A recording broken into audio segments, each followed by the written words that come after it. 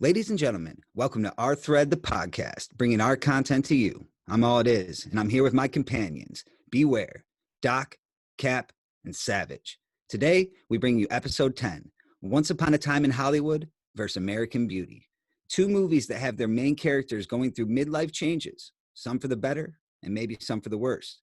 But before we get going, a special shout out to tonight's sponsor, Locked On Podcast. Locked On covers your favorite teams with the best daily sports podcast for NFL, NBA, and MLB, and all your college sports teams. Find your sports team podcast on Locked On. Our Thread members are all from Michigan, and Beware has produced the intro music for the Locked On Pistons and the Locked On Red Wings podcast. So now would be a great time to play our intro music for our podcast, produced by him as well. Go. Good morning. Morning. Oh, and in case I don't see you, good afternoon, good evening, and good night. Well, it's very, homey. What? Are you kidding? We got us a family here. I hope you realize how you've hurt my feelings. I'm afraid it doesn't turn out well. Next place. Just take it easy, man. I'm perfectly confident. Yeah, waving the fucking gun around? Calmer, you are. Look, I made a mistake, all right? It doesn't make any difference anyway. Hey, I'm letting it go. But don't say it doesn't matter. Every line matters. Get off my back! Don't fuck with my plan! And like that, he's gone. Ladies and gentlemen, welcome to Our Thread podcast, bringing our content to you, featuring All It Is. It's official, old buddy. Who has been. Beware. From then on, he was known as Benny the Jet Rodriguez. The Doc. You're the doc, Doc. The Cap. If you already know the answers to your questions, then why ask? Pig fuck! And myself, Savage. I'm 6'5", 220, and there's two of me. Homework's in. Let's begin. I gotta say, I'm a little nervous, folks, because Once Upon a Time in Hollywood is my favorite movie of the last few years, and I've been worried ever since Savage's favorite movie, The Social Network, lost to my mulligan, One Flew Over the Cuckoo's Nest. But I digress, and it's time to get into this bracket battle discussion. Let's go. Savage, since it's, we already at the end of the last episode, and we're, going at it a little bit. I know you were just watching American Beauty, so why don't you do a little synopsis on these films? Savage. Yeah, so two very different kind of movies. I mean, American Beauty, I hadn't really seen anything like that. It's one of my favorite movies, but I've never seen a movie quite like that. Probably the closest thing I can compare it to would be like Death of a Salesman, or something along those lines of like a kind of a slice of life, but with just some crazy emotions tied in with that. As far as Once Upon a Time in Hollywood, it's a Quentin Tarantino masterpiece. There's no doubt about it. There's a lot of, great characters, great dialogue, obviously, and some really, really poignant parts. I'm really curious because we haven't really spoken. I've been away for the last couple of days, and I've been kind of not really tuned in with the thread as much as I usually am. And I'm really curious to hear how these movies shake out in tonight's episode. I think it's going to be kind of a little bit of a battle. So I think we'll send it over to the doc. I think would be a good spot to kind of move things along. Yeah, man, just to kind of echo that, I think this is a really great matchup. I am, as of now, if I'm speaking honestly, I'm maybe leaning one way, but I really don't have a strong reason for why I'm leaning that way. And really, like, both these movies are great movies. I think I could argue both of them. And I think instead of trying to think about what movie is the best one, I think that I really just want to have a conversation with my homies about both of these movies, the stuff that the parts about them that are amazing, that are fun, that are, they're 20 years apart. And, we saw, obviously, American Beauty when it first came out in 1999, probably were freshmen, sophomores in high school. Fast forward 20 years later, watching it again, and also watching Once Upon a Time in Hollywood. Again, it just came out last year, within the year. So relatively new, but, it's interesting to kind of be able to have a movie that we have maybe different perspectives on, to be able to talk about, and then also to compare it to like Savage said, a masterpiece of Tarantino. You know, his opus, his love's letter to Hollywood, and arguably his best, as we kind of mentioned. And so I think I am feeling like nervous and anxious because I don't have the winner picked out yet, and I don't know if I can. But I think that I'm gonna just kind of take a back seat right now and I really just want to talk about both these movies because they're both just excellent movies and lots to talk about. I don't want to take up any more time. Lots of characters, scenes, quotes, memorabilia, lots to get into. So I'm going to pass it over to my man, Cap. I know that he probably has some interesting things to say about both these. I know he just finished up watching Once Upon a Time. Yeah, I think I've seen Once Upon a Time in Hollywood 4 or 5 times this year. So I kind of threw it on today and was in and out of the room and kind of went back and rewound some scenes that I wanted to see and wrote down some quotes and some things. Once Upon a Time in Hollywood was the first movie that I saw in the theater in a long time. I believe I saw it with All It Is and Beware.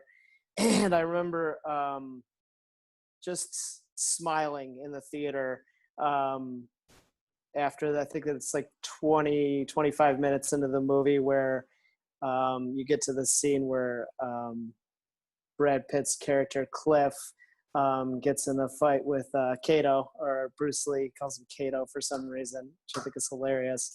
From the Green Hornet. That was the character that he played in the Green Hornet. Okay, sure. Okay. So yeah, I just had this big smile on my face in the theater. I remember that moment just thinking like, oh yeah, I'm really in for like an awesome ride here. This is going to be a great movie.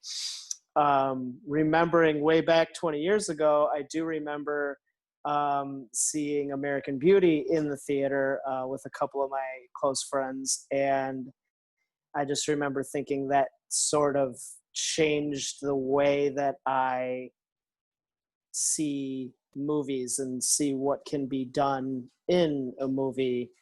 I do feel like American Beauty is sort of the first movie that, like, I don't know, it kind of like woke me up in a way to drama, I guess. You know, we're all, like you said, we're all pretty young and kind of go to see a show for fun. And you know, I think I just really started developing an appreciation, and I started to seek out more movies that were like that, you know, like dealing with, you know, more serious, like Savage said, slice of life issues, things that are more relatable, you know, not so much fantasy the characters that you know, you're kind of like poking into these dark little corners of suburban life and exposing like what's behind all the phony smiles and the, you know, what's behind the voice behind this telesales person that Lester Burnham is, and his wife, you know, who's just gardening and chatting it up with the neighbors. And you see that their life is very, very, very far from perfect in this movie, and it goes obviously way deeper than that. That being said, I mean, yeah, I'm excited about these movies. Two of my, I guess, you know, two of my favorites for very different reasons. But yeah, I'll pass it over to Beware. Thanks, Cap.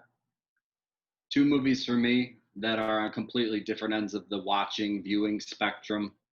I've seen Once Upon a Time 6 times since it came out. I saw it in the theater. I immediately wanted to go back and see it again, which is a rare thing for me. American Beauty, I hadn't seen it in over a decade. Easy. And sticking with that movie, it was I remember watching it when I was Cap's age, same point of view, and thinking of it in the same regard. And now I look at it in a totally different regard. And it's because not because you kind of have, because I have grown a lot over that time, and you kind of see it from you look at it from Kevin Spacey's point of view more so maybe than the kid's point of view. XYZ, there's a lot of different ways you can put that. But the one thing I noticed this time about it was that it's basically like a whodunit movie. It's an old-fashioned whodunit. Like they really framed that movie in a way that I hadn't really picked up on in past, where the whole movie starts by telling you what Lester dies at the end. You don't know who's going to do it, but throughout the movie, they're really sprinkling the details and teasing it. It feels like Who Shot Mr. Burns, the Simpsons episode, where they're just blatantly teasing different people just to, dissuade you from knowing what's really going on. And it felt really obvious, actually, once you start watching it and seeing it from that lens. But I still, nonetheless, it's a great movie, and that really does come together at the end, obviously. I also think that it is the dialogue really is representative of the movie a lot, and the details are really in the movie. And I made a note that says it's a movie about modern families being told to form themselves around a norm while pushing the theme of there's nothing worse than being the norm, being ordinary. And so it's like it's really giving you both sides of the contradiction and kind of like letting you see how things can unfurl if you really try to abide by certain things one way or another. And it's a powerful movie to say the least. Once Upon a Time in Hollywood is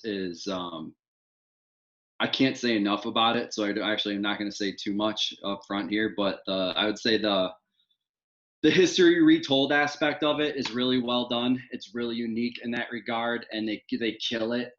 Just in terms of going into the movie, Sharon Tate, that story, what's going to happen, and by the end of the movie, something different's happened. He's changed history. He's rewritten history, and with an exclamation point, to say the least. And that's so really rewarding in a lot of different ways, which we'll get into, I'm sure. I love the Manson aspect of it. I think it's told extremely well. You go into the movie knowing there's a Charles Manson aspect to the movie and the background of the history of it, but it's only sprinkled throughout the movie. It's a 2.5-hour movie, and it's probably Manson and the Manson associated characters are probably only in the movie for 10% of the movie, if that. And Charles Manson himself's in the movie for 30 seconds, in a really not very discreet scene. It is what it is, passing scene. And I just think it makes every one of those scenes that much more impactful. Every one of those scenes, it's like my anxiety is at a 10, and it's because they're sparse and, they hold the bullets, if you will. And lastly, I want to say the sound of Once Upon a Time in Hollywood is so amazing. So amazing. There is just nothing but choice radio clips, commercials from vintage, products, old songs, old themes to radio shows and TV shows that are all littering the entirety of the movie. And they're so embedded in the movie, you really don't even realize it. And when you mix that with the scenic sounds, the crickets, the outdoor ambiance, it's just really an immaculate sonic production, and they really put you in the scene. I listened to the movie, or I watched the movie on an airplane, and I listened to it through headphones, and I was like, wow, I'm 10,000 feet in the air, way higher probably, I don't fucking know, but I was actually in Hollywood when I was watching it, and it was just amazing. And I think that is really key in the movie, and you probably don't even realize it. So definitely something worth checking out if you give it a rewatch. I'll pass it to All It Is. Or it looks like Doc wants to throw something in there. Couple things. Beware, you were just talking about the audio, the soundtrack, and I got some interesting tidbits from that, man. So one is the audio that you're talking about, dude. I picked that up like right away listening to the opening scene. That's the sound of the record starting. You hear the wind, you hear the sprinkler, you hear the film reel, like all these really detailed, great sounds. Like, who doesn't love the sound of a sprinkler? But it's kind of background, but it plays this central kind of narration of what's going on.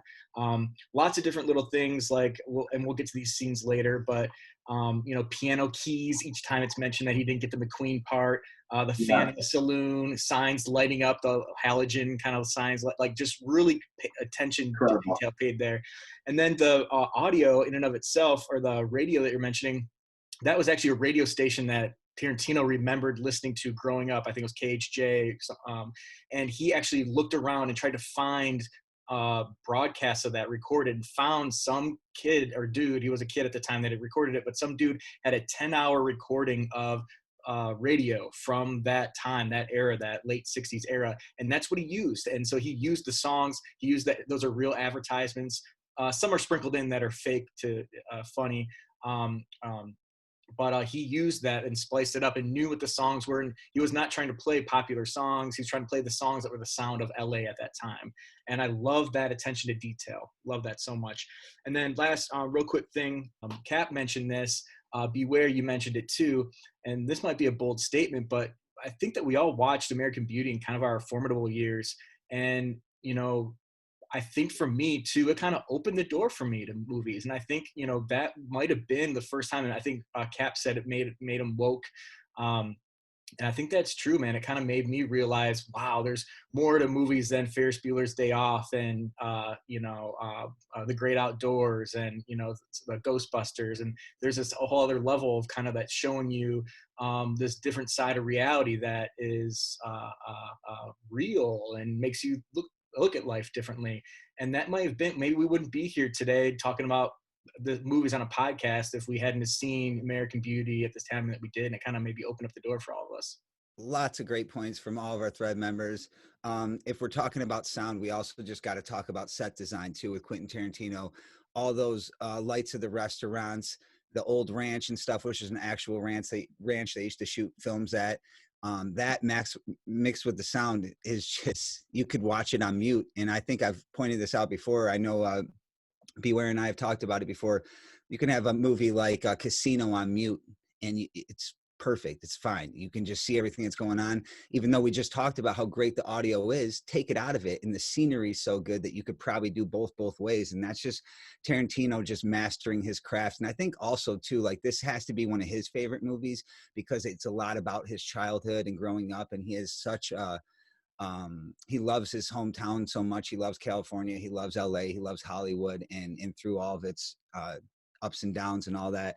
And I think I talked a little bit about it, or I did talk about it in my intro about, you know, this midlife crisis too, for both actors, basically, where they're at that point and all the characters where they don't know what's next. And even the kids in American Beauty, it's kind of this whole, what is next? What am I going to do with the next step in my life? And one thing about American Beauty, the whodunit, I like that aspect, but it's also when because he tells you I'm going to die right in the beginning of the movie. So it adds anticipation for what's going to happen, but usually it's the other way around. You know, you don't know somebody's going to die, or you know somebody has died, but you don't know who's done it. And I guess it's the same way here, except they tell you, you know, they break the wall and tell you what's going to happen, and that makes it more suspenseful. American Beauty, I hadn't watched in like a decade too, and it's just that you put a great film that you used to love even as a kid, even as not an aficionado of movies, and you realize like, wow, you liked it for a lot of reasons you weren't even conscious of, but it holds up. It's very fluid and it just runs perfectly through. And there's so many beautiful scenes in both movies. So I think that does our comparison and our synopsis. So we'll get into characters and I get to go first. I'm going to say Leo right off the rip. And I'm actually going to go out and say this is my favorite Leonardo DiCaprio movie of all time. I think this is his best character. Oh. I think he rolls up all of his characters that he's great at, and he puts it into this. Now, he has had other challenging roles and stuff like that. We've already seen them, Django Unchained and all this, but I think we get a little bit of all of our favorite Leos in this movie right here. And I'm going to have to give a nod to Brad Pitt, who almost is like a main character sometimes in that movie. They share the same amount of time, basically, but he is the stunt man. He is the hype man. He makes him look good. He's in it, you know, like one of my favorite scenes. But we gotta go. All right then, Cliff. I'll see you tomorrow then. Hey, you're a good friend, Cliff. I tried. You're a good friend, and I love that. And that's basically, other than I really have to say, I think Kevin Spacey's best movie is probably American Beauty. And I know that now from putting it under that lens. And he is definitely a contender for best character. But as I try to pick my favorite, I'm definitely going with Leonardo DiCaprio, and I'll pass it back to the doc. Yeah, man, I think that's a great choice. I actually, of the two, like Leo and Brad Pitt or Cliff, I loved Cliff, Brad Pitt's character in this, man. Just, he was, to me, he was the rock that Leo needed. This is a story of friends, two friends. One just happens to be the star, one happens to be, the stunt man, but they look out for each other. They balance each other out. They rely on each other. And I love that dynamic. I love Cliff, how even keel he is, but he's just a badass too. He has some of my favorite quotes, which maybe we'll get to in a little bit. Right off the bat, carrying his load? Yeah, that's about right. Like he is basically, DiCaprio is the talent, so to speak, but he's a head case a little bit too. And so kind of Cliff helps kind of balance him out, drives him around, takes care of him basically. I don't know, like there's something about him, his story. I love that he, everybody else is living up in the hills. He's living, he wants the Hollywood lifestyle, so to speak, but he's living, off of, behind a drive-in movie theater in a trailer, but he arguably has the most genuine relationship ever with an animal that I've ever seen, him and his dog. I love that relationship. He's a war hero, and he's got a history, and, he's got the whole storyline of where he killed his wife, and that whole scene where they show that, where he's on the boat wearing the glass, I don't know if you call them goggles or whatever. Goggles, yeah. Oh, you don't want to argue with me? And he just pops the beer off, and it splashes up on his mask, and he's just sitting there with the gun pointing at, or this harpoon pointed at her, and she's just belittling him, and then they just end the scene. What's interesting about that scene too is that it's a memory within a memory, because if you remember, he's recalling all of that as he's on the roof. And then they go into the memory of why he lost that job where he fights Bruce Lee. Yep. But then you go into the explanation of, he killed his fucking wife when it's Kurt Russell. And then they go onto the he's boat. A creep. Yeah, he's a creep who killed his wife. But then I just love to like how he is just such a badass. And like you said, with the Bruce Lee scene, and just kicks his ass and is a hard ass in that sense. And I love just that swagger, that confidence. And then I don't know how he goes to the Spawn Ranch and just is like, kind of, this is curious, and I'm going to investigate this, just very matter-of-factly, and like, I don't know, man, he's got some balls, and I appreciate him just kind of going and checking on an old friend, and I don't know, man, I love that whole dynamic, and then him basically at the end doing the, tripping on acid and the whole experience. I mean, we'll get there, but like, just his character, like, yeah, I say he's even keeled, but he's so multidimensional, and the scenes that he does, and his humor, and his confidence, and how he kind of plays. Yeah, he's got best supporting actor, which we'll talk about, but really, as all it is mentioned, he really had as much screen time as Leo, but Leo kind of got billed as the lead. He's the first character that comes up on the cast for IMDb, which is interesting. I don't know how they sort that, but it's Brad Pitt, then Leonardo DiCaprio. So, I mean, that says something. Another interesting thing that I noted, and I'll pass it over to Savage, but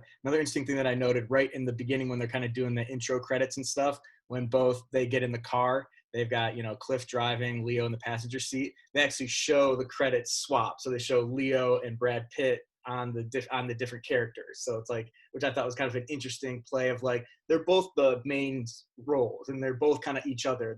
One's a stuntman for each other, but they're kind of one and the same. And so I thought that was an interesting play with, I guess, words and positioning there too. Anyways, we'll crush on these guys a little bit later on in the episode, but I'll pass it to Savage now.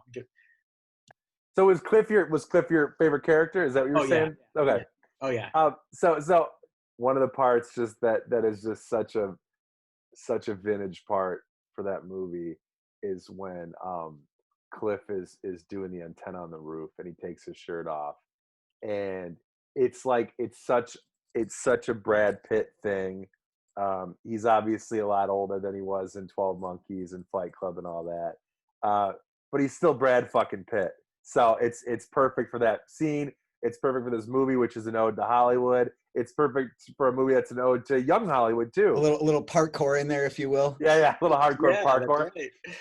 And real quick, I guess when this debuted in Cannes, during that scene, I guess there was audible gasps in the crowd when he For pulled sure. There was in the Birmingham theater when I saw it with Jess. I mean, I think someone behind me started kind of like did one of these, threw a clap together. So no, I mean, it's sexiest one of those character. Yeah, it's one of those things like, when we grew up in the era of Brad Pitt making great movies, well, some duds, but a lot of great movies, that was a common theme you'd see with Brad Pitt with his shirt off. So it really felt like, yeah, he's back, baby, kind of thing, even though he never really went anywhere. He's always taking off glasses. That's his go-to, like. Or eating something. Oh yeah, eating too, and it's every movie. Or rubbing his eye. Right. That whole eating thing is started with Ocean's 11 when he quit smoking. That makes sense. Like he's eating in almost every scene in that movie. So back to favorite character. I mean, it came out during my formidable years, and it was probably one of the first movies I saw in the theater that I like cried during the movie, as like a 15-year-old seeing with his mom. Yeah, it's got to be Lester Burnham. He epitomizes no fucks given through and through. He loses that thing that you get when you're a middle-aged man, where you feel like, I mean, you still have to provide and you still have to fit the norms, which were kind of said before, but he just kind of throws it all by the wayside. And I feel like I lead kind of a controlled life, and that kind of seeing that kind of behavior demonstrated in like a father, a 9-to-5er is pretty amazing to see as a viewer. It was when I was 15. It still is when I'm 36. There's too many good quotes that Lester Burnham lets out. I know we have a few more Kevin Spacey movies to dig through as well, but it's got to be for me Lester Burnham. I mean, that's the character for me. And that's a great choice. Once upon a time in Hollywood, the characters have been really spelled out in who they are, who the best characters are. To me, I think it's without a question Rick fucking Dalton, obviously, because why wouldn't it be? He might be the best character in any movie. He's yes. He's knows he's not perfect, yet sets a higher bar than he can achieve, and he just goes for it. And I love that. And I love that he is not the sharpest tool in the shed. Again, knows it, but works his ass off. And he makes sure that he can account for any of his weaknesses with just giving it his all. And I respect that, and I really respected the delivery of the character as it was written by Quentin Tarantino, by Leo, because he's just a powerhouse, man. He hits every single angle that you could think of in the movie. He's amazing. He's absolutely amazing. And real quick, if I can prompt something for you to talk about, is how crazy what I noticed is how different of a role he played when he was playing the guy from Bounty Law as compared to playing Rick Dalton. Like he was almost like playing two different people. And I don't know if you can speak to that a little bit. Well, it's like various levels to the character,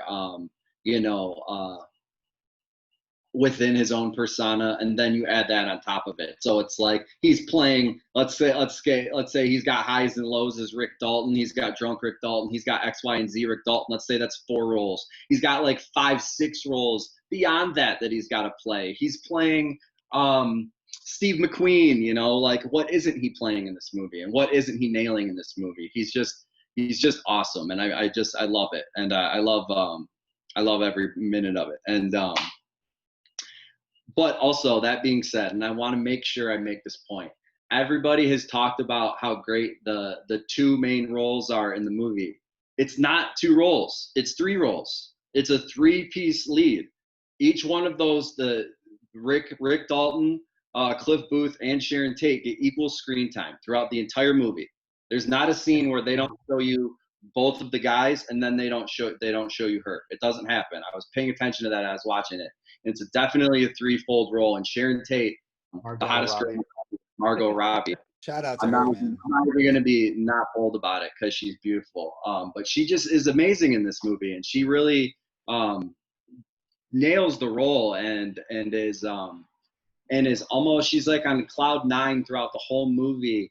Totally top of the world, doesn't have anything bad going for her. She's literally in the top of the Hollywood Hills, the top of the ascension of her career, and everything is going perfect. And little does she know she's walking into darkness, complete depth. And it's just, she has no idea. And she just plays that role, that oblivious, naive, opportunistic role, just so excellent. And knowing the movie, it's really sad actually. Or for watching the movie for the first time, it's like when she's sitting in the movie theater, she's so excited, and you're watching her, and what's going to eventually happen, or what does happen in real life regardless. And it's just like, man, this is tough. This is real tough. And they just dial that in. Hey, Beware, I got it.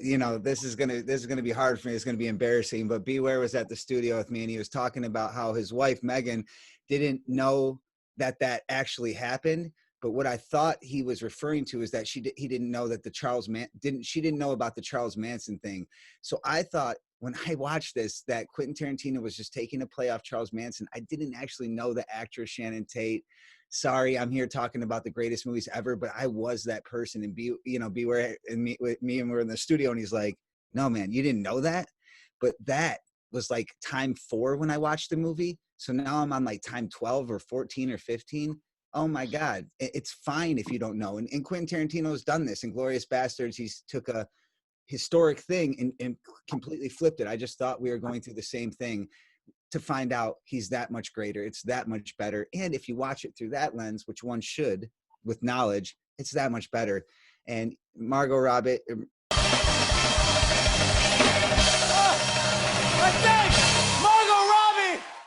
Robbie, sorry. And we'll correct that. I'm glad she has a shout out. She's been in 2 films. I don't know if it's another one, but I guarantee 10 years from now, we'll see her in 10 more of these on this 64 movie bracket list. Cap, we need to get your character. Yeah, I would also like to shout out to Brad Pitt, Leo, Margot Robbie. I thought they all did a great job. It is like Beware said, sort of that 3-headed lead. I'd like to say that Margot Robbie's character as Sharon Tate, she does so great with her just body language in that movie, the way that she dances. She's got that whole confident 70s chick at the Playboy Mansion dancing with her friends, and she just gets to the party and immediately starts dancing. And it's definitely under direction, but she nails that. She nails the look, and she's got, I don't know, she's really got the look down. And she's, like I said, she's everything about, she doesn't have like a ton of lines in the movie, but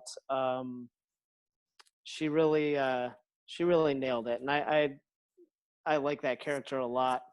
I will say, I don't know, I was kind of torn. I wanted to say Lester Burnham, but I'm gonna say Annette Bening. I like that. Just to be able to talk about that character. It's, first of all, she's fucking hilarious in the movie. Her and Lester both go through equal transformations during this movie, where Lester sort of gets woken up by, this younger girl, Angela, who's her daughter's, Jane's friend. Annette gets sexually reawakened by Buddy Kane, the king, the king of realtors, and king of eyebrows. Yeah, big time. Right from the very beginning, we get Lester narrating the movie at the beginning, and he feels bad for his wife because she used to be happy, and I don't know, I feel like I you know, in my life, I run into women like this all the time that seems like there's some kind of pain behind all that sort of phony joyfulness. So yeah, she absolutely kills this role. She basically, you know, finds joy in another man, and then she gets caught red-handed and she loses her mind, and you get that where they kind of split, and Buddy tells her that, you know, we need to cool off and da da da, I'm going through a divorce, and he gets out of the car and she just lets out this primal scream. Stop it.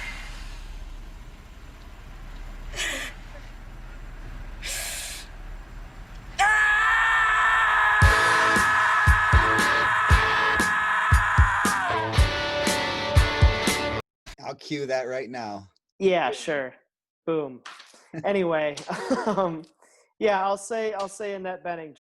Cap, no, I appreciate that you brought her up, man, because she was actually going to be my second character that I was going to mention, and I feel like her trials and tribulations, or the stressors that she was going through, or the I feel like I resonated with some of that, of like how she was like so dedicated to her work and put so much pressure on herself for doing work type stuff, and then would break fucking down when she, you know, failed, and like freak out, and like it just showed how isolated. I will sell this house today. Yeah. I will sell this house today. Those are some of my favorite scenes in that movie, are with her, and where you see her just the torment that she's kind of placing on herself, and like she executed it perfectly in a very like sad but funny way too. But like, I don't know, it really hit home, and I'm really glad you brought her up. I thought that she was fantastic. Yeah, it also shows, now that you say that, it also kind of shows that, like, you know, Lester and Carolyn at one point may have been a good match for each other, but as they've grown, their values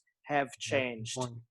Because Lester, you know, the perfect example is when the scene where they are about to actually get it on, and he comes onto her and he's getting her all hot, and then she kind of turns over and she says, Lester, you're going to spill beer on the couch. And that's it right there. I mean, that is almost the definition of why their marriage isn't working. Midlife crisis is all around. It really is, man. Hey, we got 10 more years, boys, before we have to all stay together and not let each other go buy Porsches and stuff like that, and just even out and keep on doing our guy trip. But hey, we got characters down locked, man. I love how we spread it around. We're going to go into scenes. I'm just going to give some quick nods and hoping that I don't take up too much about them, because it'll be somebody else's. If not, maybe I'll chime in again. But in American Beauty, I'm just going to say the ending of the movie. I don't have to talk about specifics. Go watch a movie if you haven't seen it in a long time, which I bet is the case, just like us over a decade. That movie hit so hard, and the ending is beautiful. Obviously, the bag scene, I'm sure someone's going to pick it. If not, I'll talk about it later. But like, you want to see the most beautiful thing I've ever filmed? I know that could be a quotable too, but I got to go, obviously, to Once Upon a Time in Hollywood. And I don't know, I would have to guess that this isn't anybody else's favorite scene, and I've seen it probably about like 14 times, and it never has been my favorite scene until the last time I watched it under the greatest lens. And it's when Rick Dalton is doing the movie. Somebody help me out with the other, oh my gosh, I don't want to have to look at this, but I'm going to, with Luke Perry and Timothy, I'll just say it so I just butcher it. Oh, you should have let me say it, Savage. You knew I would have butchered that one. There's no one better. Tim Oliphant, everybody will take a break. We'd have had to bring on Conan O'Brien to tell me how to pronounce it. Anyways, when he's sitting down with the little girl, and I should say her name too, forgive me, and I'm going to go try to look for it right now. Julia Butters, Trudy. She is, I think, was the age she said, or give or take a year, 9 or 8 years old, maybe. She said she was 8. She's a year, either give or take. I think I looked this up one day, and I showed this scene to my daughter, because we've been, doing acting here and there in movies, and I wanted to show her like what a little girl is capable of and how well she did that. But not that. It's more so the scene he gives with her on her lap, And at the end, when she says, "That's the best acting I've ever seen in my life," and Leo sheds a tear, it's like I'm telling you guys, you get every best aspect of Leonardo DiCaprio, and that's the most vulnerable I've ever seen him in any movie, other than when he was aggressive, breaking his hand on glass. He's just so happy, and they're his midlife crisis. It's over per se, because he can journey farther.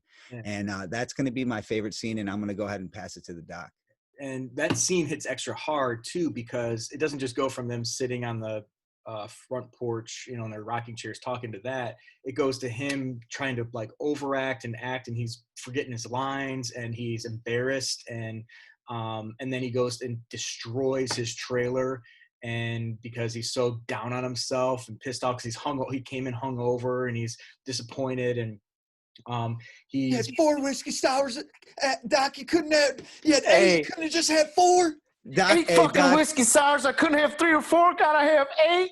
I just that's written down. That's why I cue my members for this, because you know that's just an expression. And Doc, while you sip that whiskey sour, why don't you really quick tell the folks out there that you truly are sipping a whiskey sour, and a little bit about that drink, just real quick, Doc. It's the DiCaprio. It's the classic whiskey sour with the egg white, fresh squeezed lemon, simple syrup, bourbon, and some nice cherries. So I love that. Nice. I'm on 6 right now. I got more to go. He had to experiment to see what 8 really does to you if you just can't be professional. All right, Doc. I know you probably had a little bit more to say. That scene is epic. So you see him break down and how much pressure he was putting on himself. And in that trailer, this was actually all ad-libbed, by the way. Tarantino, which is usually Tarantino does not do in his movies, he kind of let Leo kind of take the lead on this, tearing apart his trailer, kind of talking down to himself.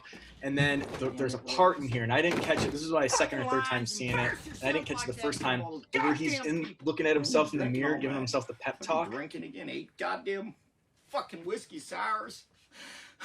Fucking bullshit. You remember that? Oh yeah. He's actually, if you guys, I'm sure you can tell, but like he's looking directly at the camera. So although his back is turned to you and he's looking at the mirror to his, like he's doing a pep talk to himself, he's actually looking directly at the camera. So it looks like if you just watch the mirror, he's looking directly at you. Wow, you're a fucking alcoholic. You fucking drink too much, huh? Every fucking night. That's it. That's fucking it. And it's intense, and it's passionate, and you feel for him. I'm gonna blow your brains out of you. You don't get these lines right. I'm gonna blow your fucking brains out tonight. All right, your brains are gonna be splattered all over your goddamn pool. I mean it, motherfucker. You're absolutely right. It's kind of weird that they did that. I don't know. I mean, I don't know how they did that. It's kind of. Obviously, the rules, you don't ever look directly at the camera, kind of thing, and like, but he's looking right at you, but he's looking at himself. It's wild. Cool scene. And then so you see him be at his low of lows, and then go and just kill that scene, you know, goosebump worthy. And you see then the girl giving him props, who he kind of admired, you know, on the front porch, like she's articulate, she's, you know, I got knee pads on. Yeah, that was great. I got pads. So I throw myself on the floor all the time. And then real quick, well, I still have the floor. I'll try not to interrupt folks anymore. I apologize. I'm just so excited about both these movies. But I mean, if we're gonna I'm gonna mention it now so that whoever will eventually take this as their favorite scene, well, at least I'll plant the seed. But where they cut to this flamethrower in the Nazi film, and he said, "Anybody order fried sauerkraut?" And he's, you know, frying the, you know, like that seemingly comes out of nowhere in a scene and kind of showing who this Rick Dalton character is, but you don't realize how much foreshadowing that has for the end of the movie. But I love that. And actually, when they're showing him savage scene ever. When they're showing him test out the flamethrower for the first time, that was like genuinely Leo's first time with the flamethrower, and his like reaction to the heat is actually real, genuine. Well, it is a flamethrower. It's real. I love that. All right, I'll throw it up to whoever wants it. Doc, do we share the same favorite scene? Is that what you're telling me? I'd love that. Yeah, I think so, man. I love that. Yep. Savage. Yeah. There's a lot of scenes to choose from. I sometimes I like to touch on a few scenes before I name my favorite scene.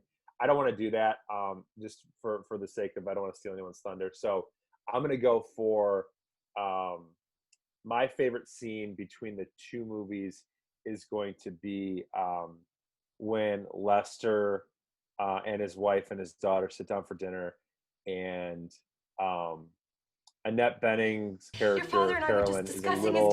She seems a little drunk, maybe off the wine. Janie, today I quit my job. And Lester keeps asking. And then I told my boss to go fuck himself, and then I blackmailed him for almost $60,000 past the asparagus. Kind of like Your father seems to think this kind of behavior is something to be proud of. And your mother seems to prefer that I go through life like a fucking prisoner while she keeps my dick in a mason jar under the sink. How dare you speak to me that way in front of her? And I marvel that you can be so contemptuous of me on the same day that you lose your job. I didn't lose it. It's not like, whoops, where'd my job go? I quit. Someone passed the asparagus. Oh, and I want to thank you for putting me under the added pressure of being the sole breadwinner now. I already have a job. No, don't give a second thought as to who's going to pay the mortgage. We'll just leave it all up to Carolyn. You mean you're going to take care of everything now, Carolyn? Yes, I don't mind. I really don't. You mean... And then when he keeps repeatedly asking in between being like denigrated by his wife for the asparagus, and then he finally just stands up, walks over to her side of the table, grabs the asparagus, comes over, and he's standing there, and she's still going after him, and he just kind of like smiles at her. I am sick and tired of being treated like I don't exist.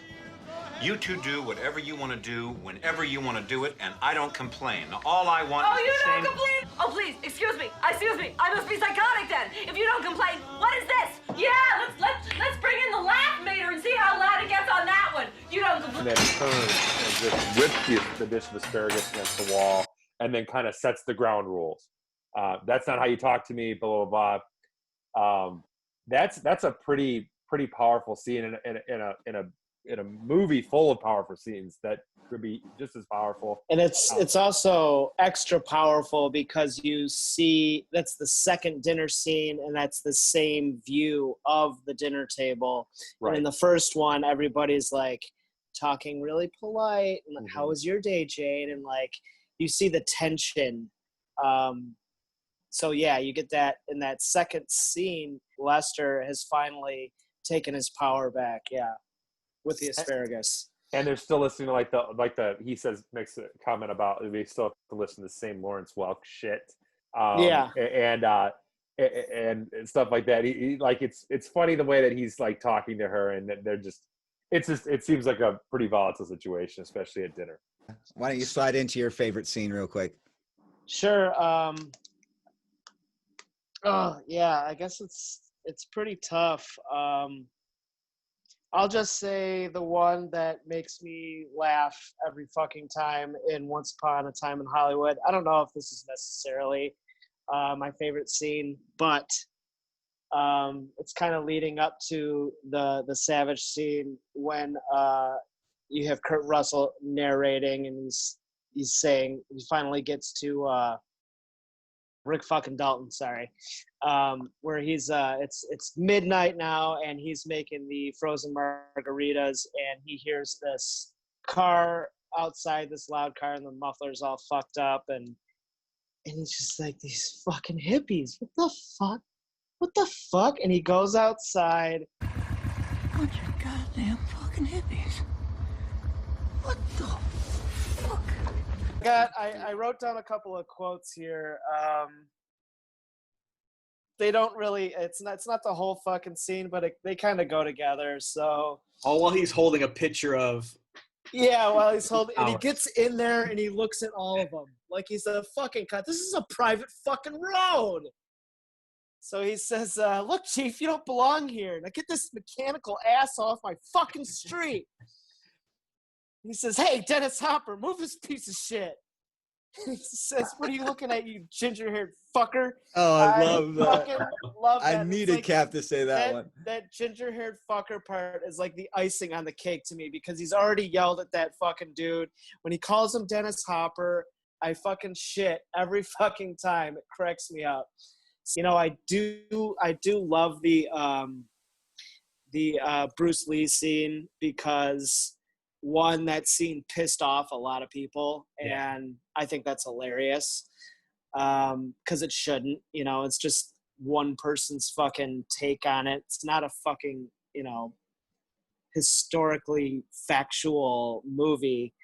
But they painted him as such an arrogant prick when he's regarded as this, like, guru of martial arts, and almost nobody has anything bad to say. I think it's so funny that he chose to paint him, and these are things that Bruce Lee has been quoted as saying, not necessarily like I would make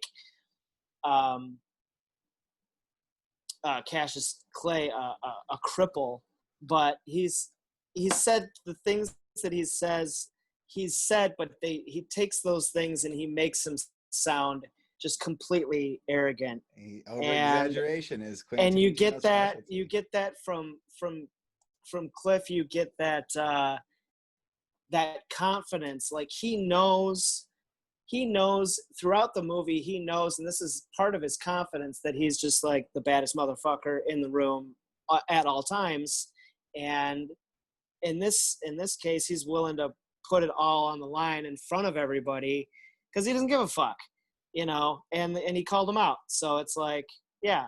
Try that again, Cap. Yeah. Why don't we go to Beware cool really scenes. quick? That's great points with Cap over there. Great scenes. Why don't we go to Beware to see what scenes he's got to talk about our scene? Beware. Once Upon a Time in Hollywood is nothing but rewatchable great scenes, so it's hard to pick just one. Some of my favorites have already been mentioned, but I'm going to go with the scene that is Cliff Booth going to the Spawn Ranch for the first time. It is the scene where the parties, the Manson party, and then our party, if you will, come together for the first time, really, because they've teased him meeting up with Pussycat a few times as he's seen her driving by.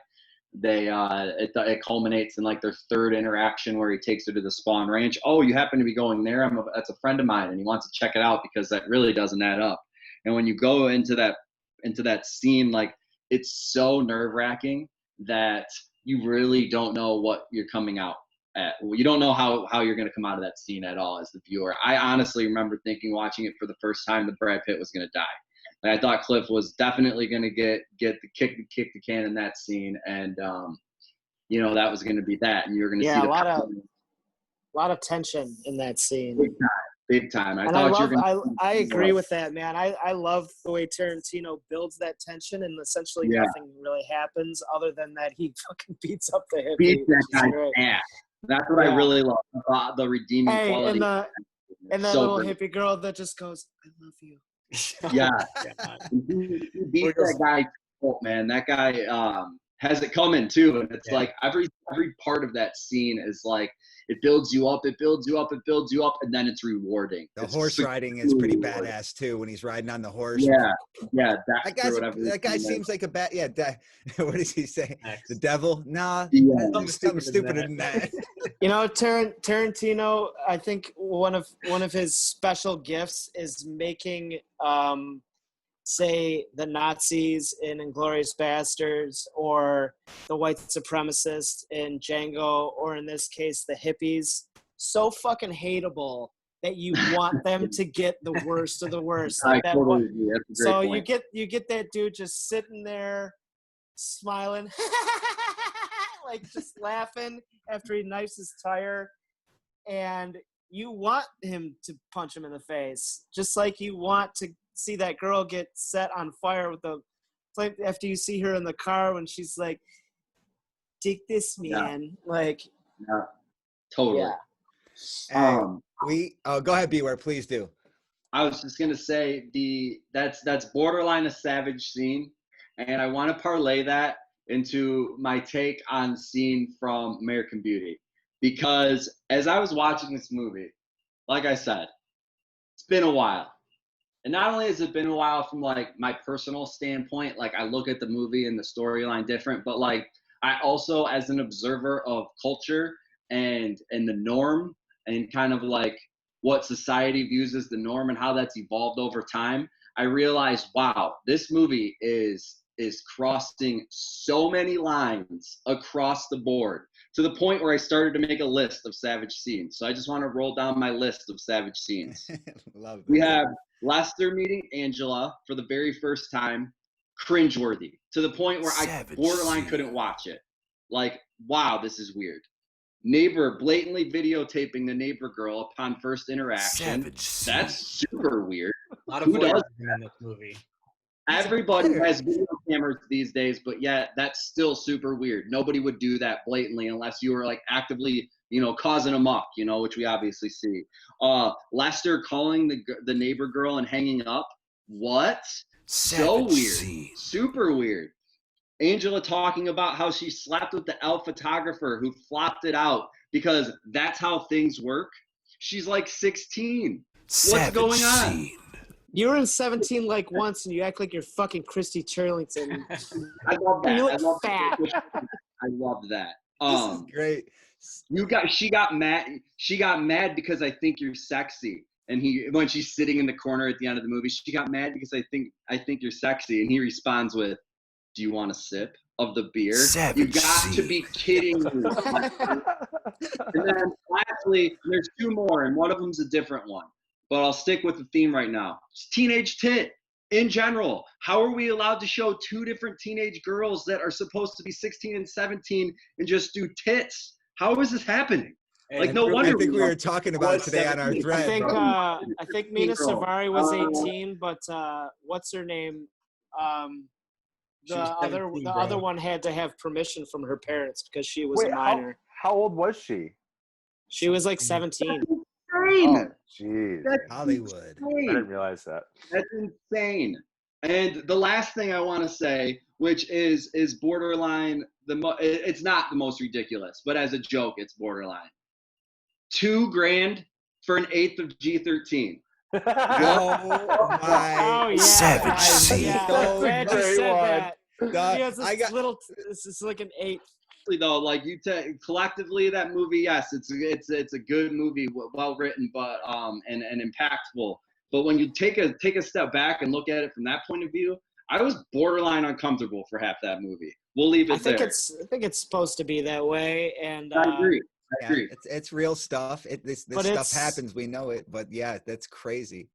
Yeah, I will say, just because I didn't point out a favorite scene from that movie, I guess they're not. It's I don't know. Maybe it's not my favorite scene, but it's such a well done scene when he sees her, and I kind of based the artwork on this scene, even though it looks creepier than the actual movie itself.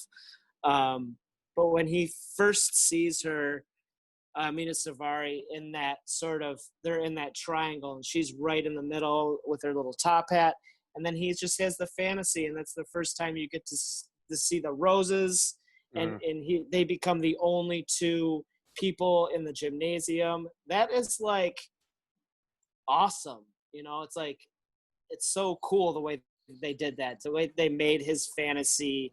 And it's the only time they ever do that in the movie, where they're kind of just going into Lester's head, where he's having these sexual fantasies about Angela's character.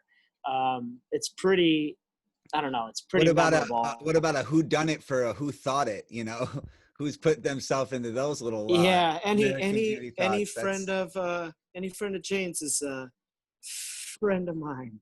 Oh my God. Talking about how fucking awkward this movie gets. Yeah. The first time I saw it, I was 15 years old, on vacation out at Lake Michigan with my mom and dad. Fucking awkward, just a lot of the themes, a lot of things that were happening. My parents are pretty reserved, and so seeing some of those things and sitting there like just straight, like kind of like cold sweats and just trying not to make eye contact. And like Beware said, we saw it from the perspective of the teenager in a weird way that's less creepy. You know what I'm saying? Of course, 100%. You're not mature enough to know like what are your yeses and nos and socially norm in movies these days, man. I'm watching some old movies with my kid, and the sexual content in it, even on a PG-13 level, is much different. And we are learning and better at that and socially conscious. But the greatest, they might not age as well, maybe because of these reasons, even though, like I said earlier, let's judge it on the greatness. I'm glad that Cap drew Kevin Spacey a little creepy. in this one instead of with the shirt off, working out. But I want to go into some quotables, and that's right. I was going to do that, but I didn't have the time. I figured you might want to do that one because the scene where he's in the garage pumping iron, and his wife opens the garage door, and he's smoking pot. That's a great scene. But we're gonna fire off some quotables, and she's calling him out, and he says, "You're one to I think talk. using illegal psychotropic substances is a very positive example to set for our daughter." You're one to talk, you bloodless, money-grubbing freak. And we'll dub that in because, wow, you just fired off shots and threw hella shade, and that's where you know he's on a free ride. Let's fire off some quotables. When Lester takes the job working at the Mr. Smiley's, the hamburger, I think it's Mr. Smiley's hamburger joint, and he recognizes the voice of his wife and the real estate king, and he says, Lester just caught Caroline cheating with the real estate king, and Caroline says, buddy, this is and then Lester just kind of cuts her off and goes, her husband. We've met before, but something tells me you're going to remember me this time. That part great. is too good. They even show him meeting earlier in the movie as well at like a Christmas party, where she tells him, stop being so weird. And he just starts kissing her and says, we have a very healthy relationship. And just deadpans it. It's so good.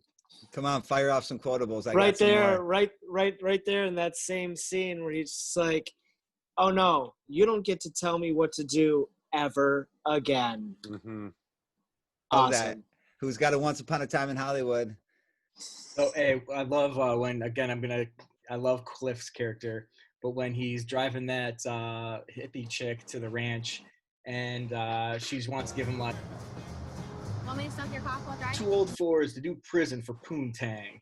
And he says, prison's been trying to get me all my life. He said, the day it does, it won't be because of you. And I love that line. Man, beware. Come on, fire off a quotable or two. It's official, old buddy. I'm a has-been. Yes. Hey, I like the way we used to say it to each other, though. I'm all washed up, old buddy. We changed it when the first couple times we've seen it. I'd say to beware, I'm washed up, old buddy. Or, I was going to say another really good one of Rick Dalton is where Cliff has that cigarette dipped in acid, and he asks him if he wants to smoke it. And he said, I don't want to trip out on no acid. He said, my booze don't need nobody. I like, if the answer is no, the answer is no. Not no with excuses when he's talking to Kurt Russell in the trailer. I really like that. I liked it when Trudy Frazier says, it's the pursuit that's meaningful. I thought that was really impactful, and that whole scene is nothing but quotables. That's amazing. Real quick for the Once Upon a Time but it's where Cliff is at his trailer watching TV, and the TV is saying, da, da, da, da, I don't know what's gotten into him, and he goes, yeah, and then it's end scene. It's out to the next thing, but it's like him talking. Yeah, that's funny. I noticed that when I was watching it today. I got two more for Once Upon a Time in Hollywood, and this is probably a rare one. He goes, like the chewing gum, and then Brad Pitt goes, strong. And then we got to say this: that guy's a fucking prick. Yeah, hippie talk. That whole scene's great. Most hippie talk has been out of the way, but when what's his name? I don't have the actors from the fence goes, well, is everybody okay? And he goes, well, the hippies aren't. That's for sure. That's it for me. How about I ain't gonna hurt her. I just want her to play her fiddle. I tell her to get out here, and I'll get her a fat $5 gold piece to play her chili pepper heart out. Go on. I love that because you get that part where he's rehearsing it. You get rehearsing it in his pool or whatever. That specific I think I got lost when we were talking about scenes, but I want to make sure I brought it up. The scene where he's rehearsing in his pool is so excellent. Not only because it culminates that scene of Leo prepping, and you get to see his whole process and how he does it, which is amazing, the best process. Not only is he doing his due diligence, but it's like in the best possible way. But once you kind of see what he's doing, the camera slowly pans out and pans above the house, his house and his house, and it lands right back into the front yard of Roman Polanski and Sharon Tate as they're coming out of the house, and it's just a single shot. It's so perfect. It's amazing, and It just like moves to the Playboy Mansion after that. Yeah. Then they drive to the Playboy speaking Mansion. of that, speaking of quotables, when Steve McQueen, I knew he needed to be is having that conversation explaining the relationship with Polanski and Jay Sebring, Emil Hirsch's character, and Margot Robbie, Sharon Tate, and he just goes at the end. She says like, well, she's definitely got a taste. It's small, talented guys that look like 12-year-old boys, and he just goes, what does he say? He goes, I never stood a I chance. never stood a chance. He's just smoking. Shout out to him. Because he was one of the actor. fucking coolest guys in Hollywood back then. He was the Manly's man. Yeah, I love that. I never stood a chance. I can't pull up his actual. Damian Lewis. Yeah, Homeland. Yeah, Homeland. Billions too. Yeah. Excellent. Some quotes from American Beauty. I think that. But also Band of Brothers. I would say is. Hell yeah. Fucking awesome, man. All right, beware with some American Beauty quotes. Mom, do we always have to listen to this elevator music? No, we don't. As soon as you've prepared a nutritious yet savory meal that I'm about to eat, you can listen to whatever you'd like. I love that. She's so matter of fact about it. Obviously, it comes back, and I also like when Chris Cooper's character, who's awesome in this movie, and his character's introduced reading the newspaper, and oh my goodness, what's his name? Ricky Fitz says to his dad, "What's new in the world, Dad?" And he said, "The country's going straight to hell." And like, it's just the most stereotypical line, and like, wait 20 years. It cracked me up. Like, oh, of course, that's how they're introing this character. It's like, textbook as it can be, but it was on the nose, and I like that. I love those. Doc, hit us with something. You want to see the most beautiful thing I ever filmed? Hey, I love that too, and that is a fucking great scene, man. And honestly, is that not beautiful? The bag and the leaves and the way he describes it. That's art, man. That's writing a song. That's capturing a picture. That movie does have art in it. They're both pieces of art, but that is like a solid piece of art. You could stare at American Beauty. Once Upon a Time in Hollywood is filled with this nicks and knacks and everything, but American Beauty, not to sell them short, but American Beauty is like a piece of art. You can have many ideas about it, many feelings about it, but it really does hit you with that. Even the house being so bland, and then when it makes everything else that's so loud, so beautiful, and that was very, very appropriate.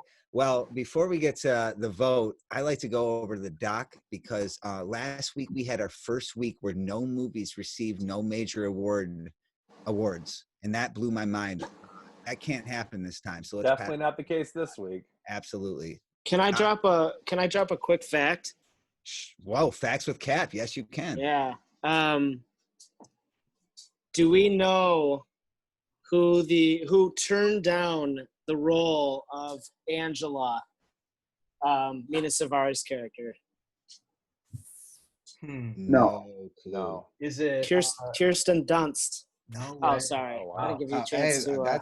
I like Mina Savari better. I do too.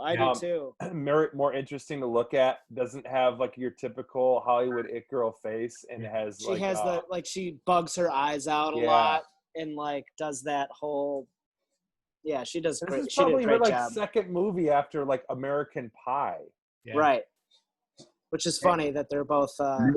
Maybe her last movie too. I haven't seen her in anything else. Hey, I got a fast fact for you, is that she's recently been in a show called American Woman, and I went to the launch party of that when I was in LA a couple years ago with Alicia Silverstone, Mina Savari, and amazing. Hey, Tommy Lee, Chris Jenner, and so I've hung out at a party with Savari before.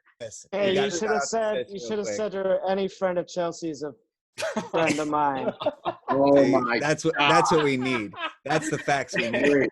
Great line. Hey, real quick too, the poster of the American Beauty. Now that's kind of, we're talking about Mina Savari. The poster of the stomach with the hand and the roses is actually, one thing is that it's not Mina Savari. Another thing is that it's two actresses. It's an actress hand and an actress stomach. I know one of them is Jessica or Hendricks from Mad Men. Yeah, Christina Hendricks is the Wow. hand. Christina Hendricks. What a good student. Why? No idea. Maybe they wanted to get like models for both. I have no idea. Weird, maybe. Yeah, isn't that weird? That is. And the hand is Joan from Mad Men. Wait, but who was the stomach? Was it someone else? Her name's Chloe Hunter. I looked her up. She really hasn't done much. Yeah. How's her stomach doing? She's hungry. Hey, real quick, you got to hit us with those awards, Doc. Yeah, that's what I'm going to. Hey, before that, though, another quick random fact is that at that same time when I was in LA, I saw Mina Savari, but I also saw Kurt Russell. So linking these two movies together was kind of a crazy thing. Last week, we had no Academy Award nominations, obviously no winners. This week makes up for it because between the two movies, we have 18 nominations, which is crazy. So Once Upon a Time in Hollywood had 10 nominations for Academy Awards, which is really impressive. Took home 2 for Best Supporting Actor, Brad Pitt, and then Best Production Design for all. We already talked about it too, how the scenery and everything was on point. And then so nominated 10 times, took home 2. American Beauty nominated 8 times, took home 5, including Best Picture, Best Actor, Best Director, Best Writing, Best Cinematography. Whoa, how close is that to the Once Upon a Time or One Flew Over the Cuckoo's Nest? I think One Flew Over the Cuckoo's Nest actually had 5 too, but it took home Picture, Actor, Actress, Director, Writer. Okay, that's what's called something. Okay. Yeah, the Grand Slam. Ooh. And so, real quick, another fact about American Beauty is that this film and Silence of the Lambs are the only Best Picture winners in the 90s to not be like a period piece.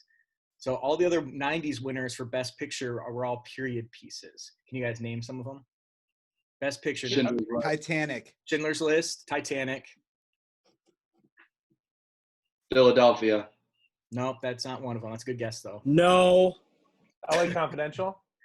No, that's a good guess, though. Some gangster had to be maybe real. I don't know, maybe not. 90s.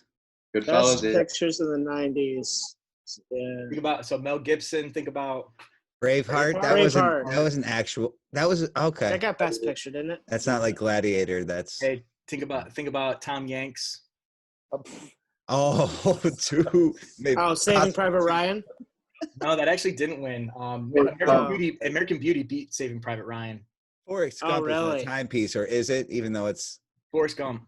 Mm-hmm. Okay, all right. And then the others are Shakespeare in Love, 98, English Patient, 96, Dances with Wolves, 90, Unforgiven, 92. Oh, Cap loves Dances with Wolves. He loves because Cap cries wolf, so and that's not he won't cry wolf right now because he loves Dances with Wolves. How did Annette Bening not win Best Actress? I know, that's crazy. They should have got the Grand Slam. Hilary Swank for Boys Don't Cry. Oh, wow, okay.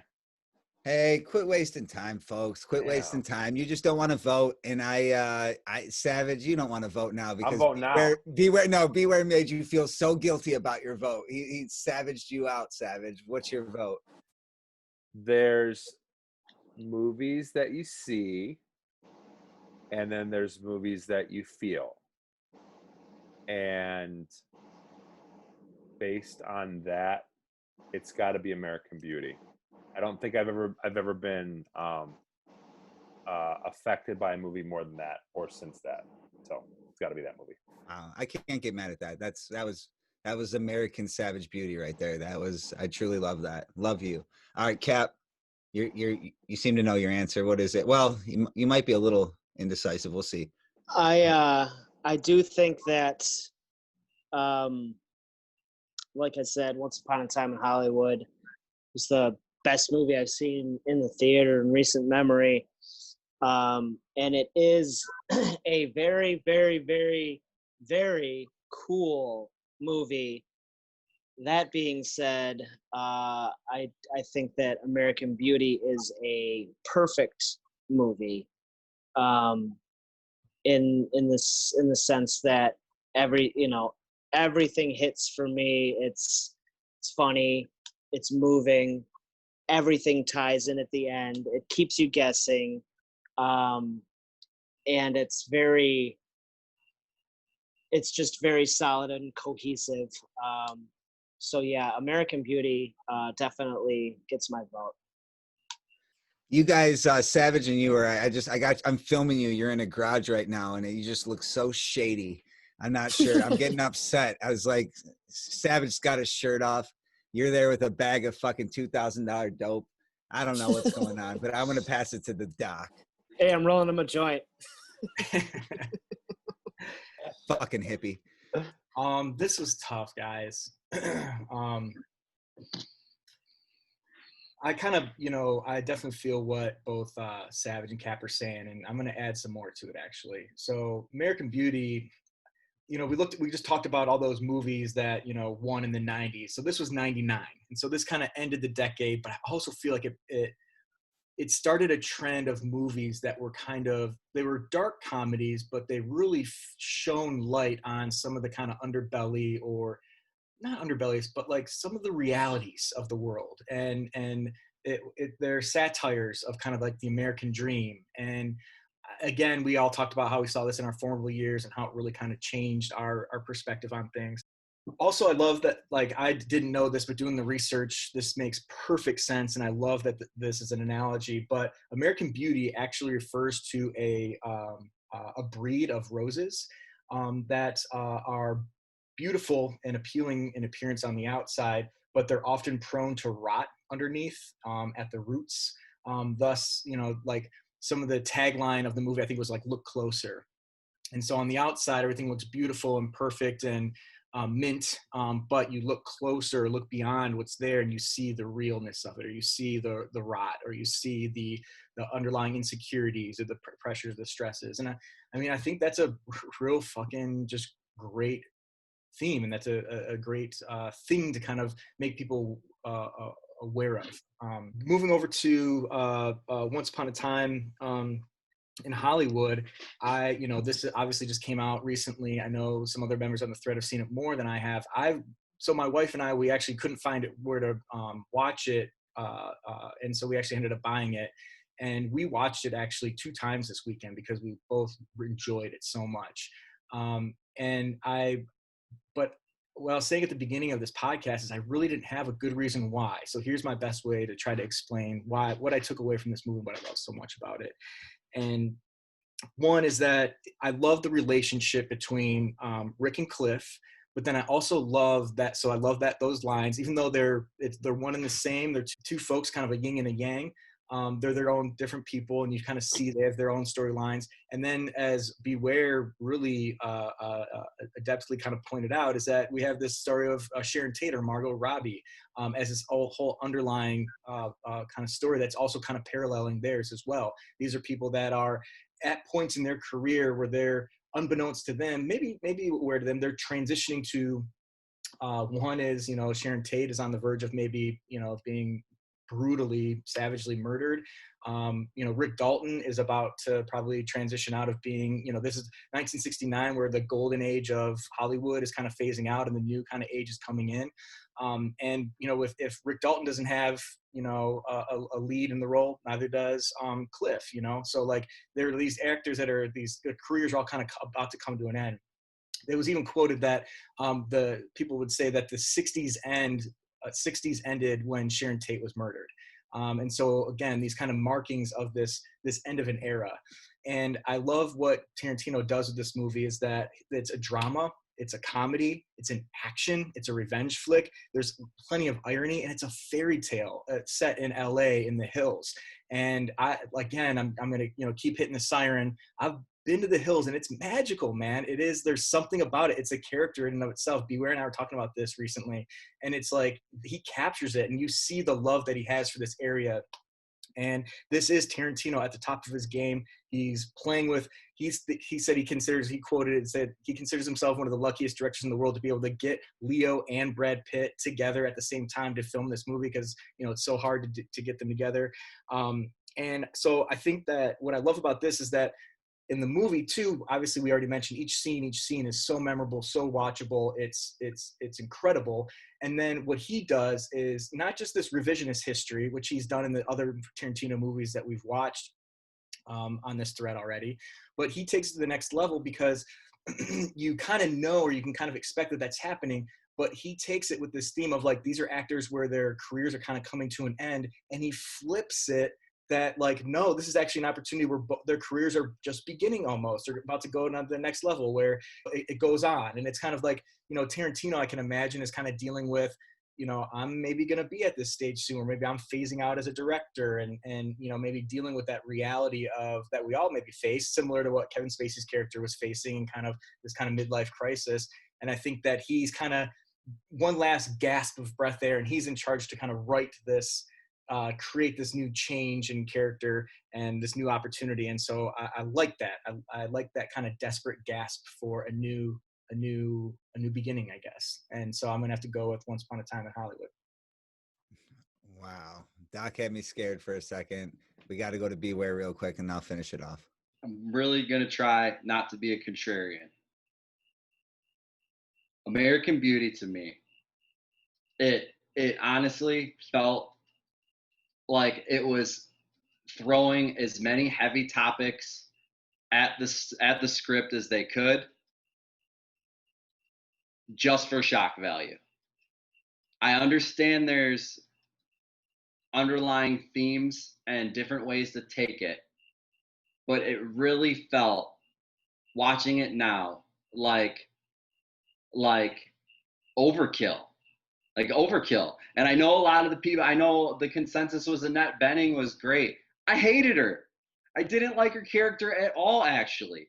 I thought the scene when she was standing, after she cleaned the house and was standing in front of the curtains and wishing that, you know, whatever it was, I was like, what is she doing? This is embarrassing to watch. Like, I felt like that was a microcosm of the whole movie. Like, it was trying so hard to get these big points across. And yes, it did. And to 18-year-old us's, they really connected. Probably because there's 17-year-old tit on the screen from American Pie, which we watched a year prior. They're coasting on the success of American Pie's Hottest Chick and put her tits in a movie that's about pedophilia. Think about that. That's fucking crazy. Second of all, like, it just, in comparison to Once Upon a Time in Hollywood, it lacks all the detail, in my opinion. Like, all the attention to detail is not there. And from a storyline perspective, sure, no arguments there. But from a storyline or from the attention to detail, like Doc was saying, it literally covers every single ground in Once Upon a Time in Hollywood. Any type of emotion you can think of, any type of visual aesthetic pop you can think of, any type of nitty-gritty detail you can think of, any type of sonic aesthetic you can think of.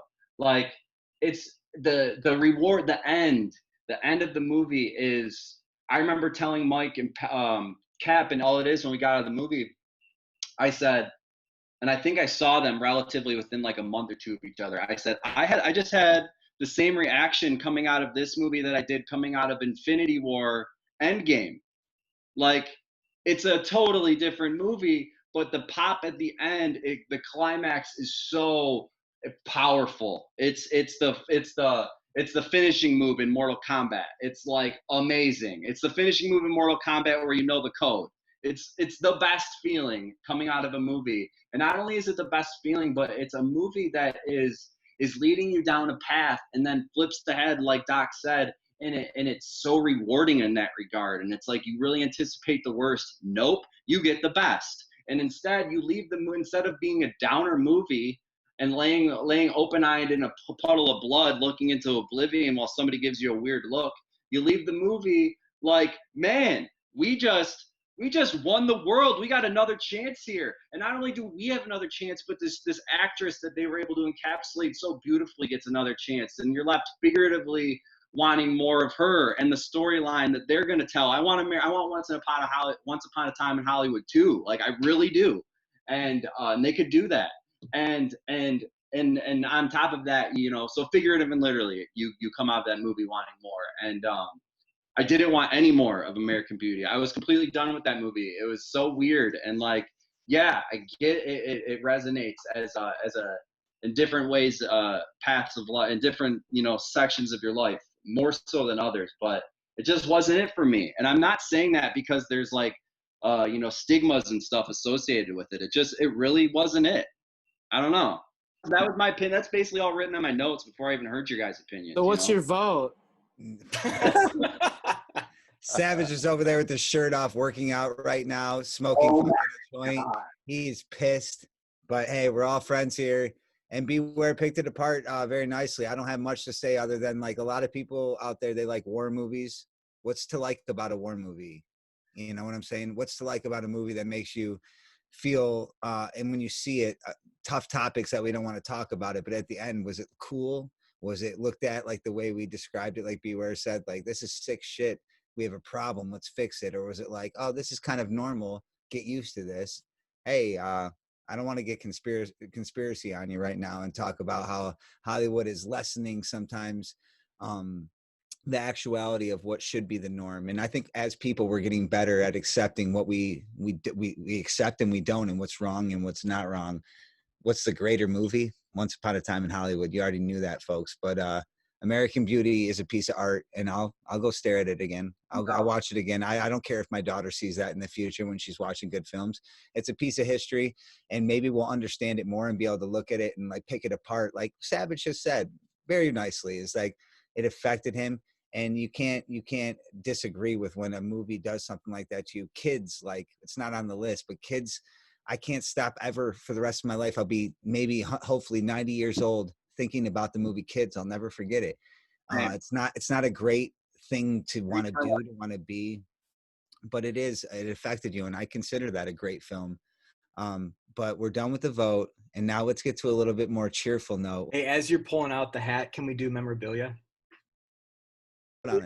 My memorabilia for Once Upon a Time in the Hollywood is any one of Rick Dalton's framed movie posters in his house. If you actually had one of those in any capacity, it would be the best, super best. And obviously American Beauty. You want that G15, man? What? No question. Hey, I got one. I just thought of it. I'll take Cliff Booth's trailer behind the drive-in movie. I want to live there. Hey, you're gonna take the dog food in the cabinets? Yeah, the whole everything. The rat I get flavor, brandy too. Or raccoon flavored. Hey, I want the Pipple. I want brandy. I want the Pipple. I want a Pipple. I'm taking it. I want the brandy comes to the trailer. I just said that. I want the pheasant glass that Rick Dalton is making his whiskey. That's amazing. Sour. I want the friends that like the same movies I like more than the other movies. he's a literal whiskey sour over there. I'm being a little baby bitch boy right now. Hey. I'm sulking.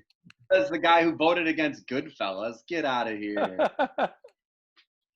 Up against The Departed. Come on. I also voted against Goodfellas. Fair.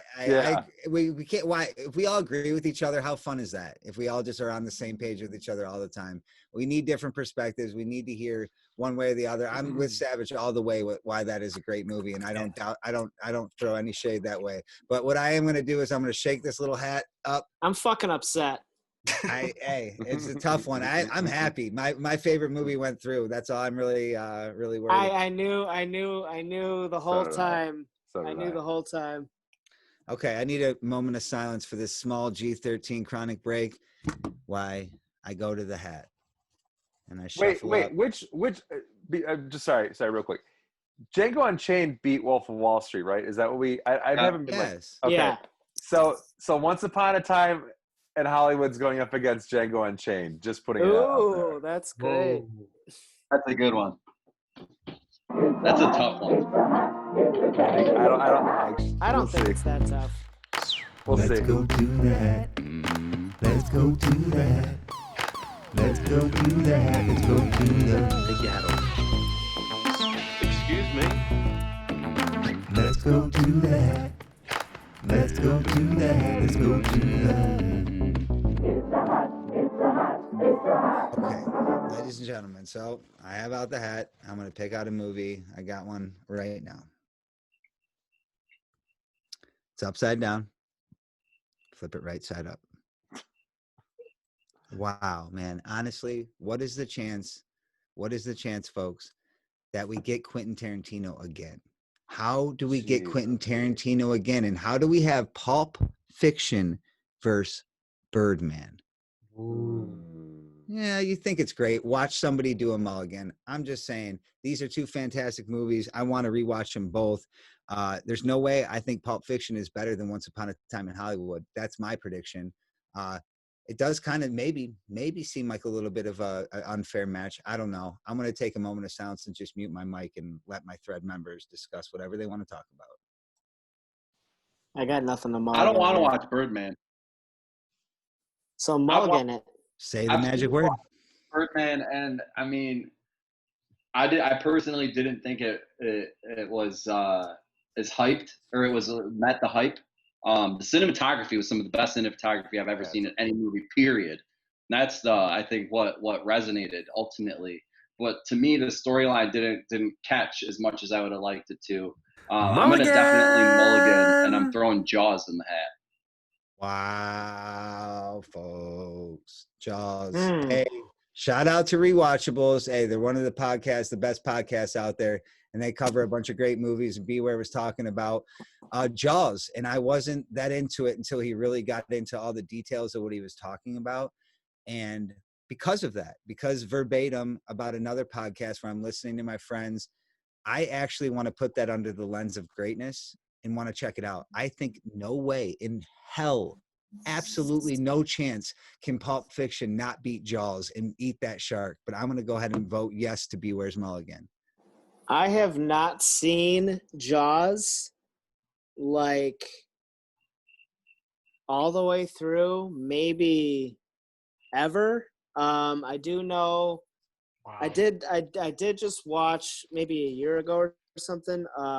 Spielberg's the documentary that they did about him and his movies, and how that movie launched his career, and they were like on a really limited budget for that, and what they did with that movie was pretty outstanding. I don't give a fuck about Birdman either. So I'll say yeah for that. Man, did Savage was Birdman you're put in? I consider it a great movie, but is that one of the ones you contributed? I think it was when we were like kind of brainstorming movies. I think that was one that I threw out there as something that I think we all liked. But as far as the vote, I did like Birdman. I like Birdman too. But Jaws was never on my radar for this, and I think Jaws deserves way more to be on this list than Birdman. Sure. Wow. That's great. Doc? It's a good call. It's not something I even thought about. That's a good call. Yeah, I didn't think about it either. It's already been pushed through. It's been replaced, but Doc, go ahead. Good. I want to hear what you got to say. I think I agreed with Birdman, that was a great movie. I enjoyed it. And that's kind of like a movie that's close to our generation and like one within recent memory. And I think I was eager to get it in because it was a way to finagle a superhero movie into the bracket. But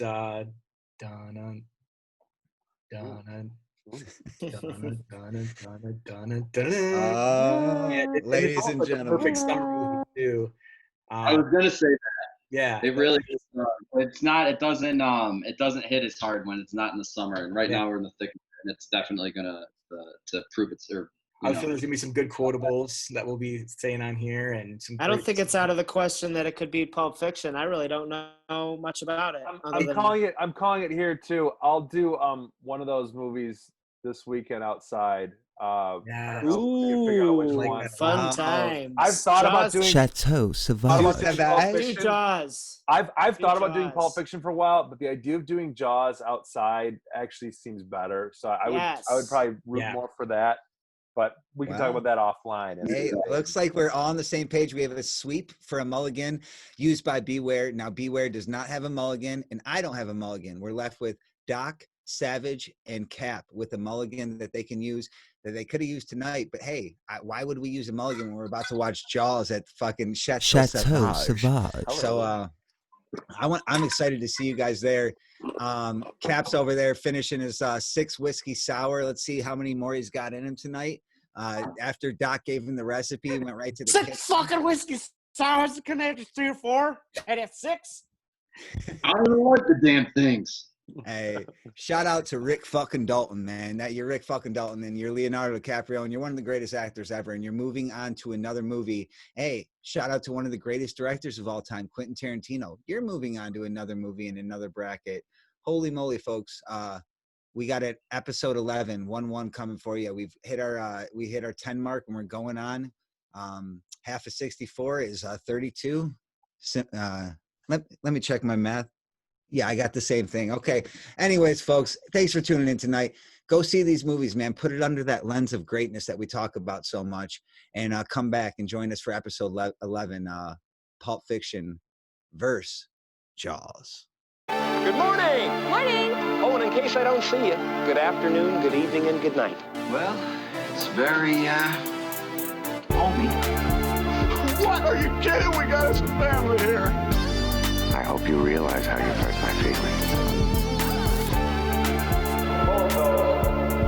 I'm afraid you're just too darn loud. Next place. Just take it easy, man. I'm perfectly confident. Yeah, waving the fucking gun around? Calmer than you are. Now, look, I made a mistake, all right? It doesn't make any difference anyway. Hey, I'm letting it go. But don't say it doesn't matter. Every line matters. Get off my back! What's wrong with my plan? And like that, he's gone. Ladies and gentlemen, welcome to Our Thread Podcast, bringing our content to you, featuring All It Is. It's official, old buddy. It has been. Beware. From then on, he was known as Benny the Jet Rodriguez. The Doc. You're the doc, Doc. The Cap. Oh, if you already know the answers to your questions, then why ask? Big fuck. And myself, Savage. I'm 6'5", 220, and there's two of them.